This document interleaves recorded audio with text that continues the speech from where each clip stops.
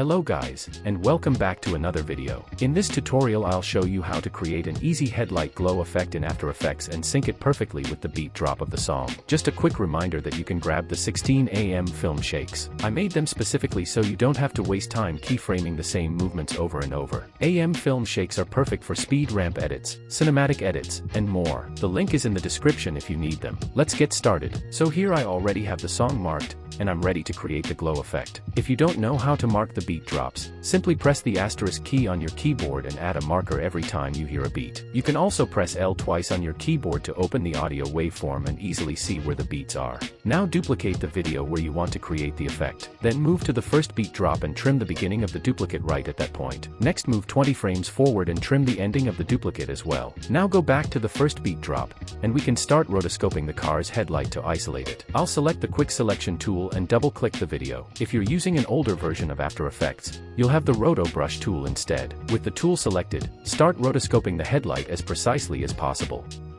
Once you're done, click the freeze button and wait for the process to finish. After it's complete, close the rotoscoping window. Now apply the glow effect to this layer. I'll be using the Deep Glow plugin, but if you don't have it, the built-in glow effect will work just fine. At the beginning of the layer, click the exposure stopwatch to create a keyframe, then move to the end of the layer and set the exposure to 0. Now press U on your keyboard to reveal the created keyframes and select both of them. Press F9 to ease them, then open the graph editor, right-click, choose Edit Speed Graph, and create a smooth curve similar to mine. The first glow effect is now ready. Next I'll isolate the second headlight on the next beat. Duplicate the original clip and make sure you're at the second beat drop. Trim the beginning of the new duplicate right at the beat. Then move 20 frames forward and trim the ending as well. Now go back to the beat drop, or the beginning of this layer, and start rotoscoping the other headlight using the same method.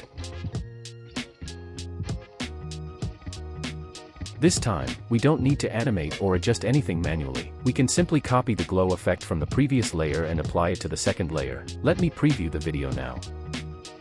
And there we go, the effect is ready. In this song, we have 4 beat drops, but I only use 2 glow effects because the car has 2 headlights. You can take this effect even further by rotoscoping other parts of the car and adding glow to them. You can also add flash effects on the beat drops or even add some shakes. I'll add one shake from the AM Film Shakes pack, and let's preview the video one more time.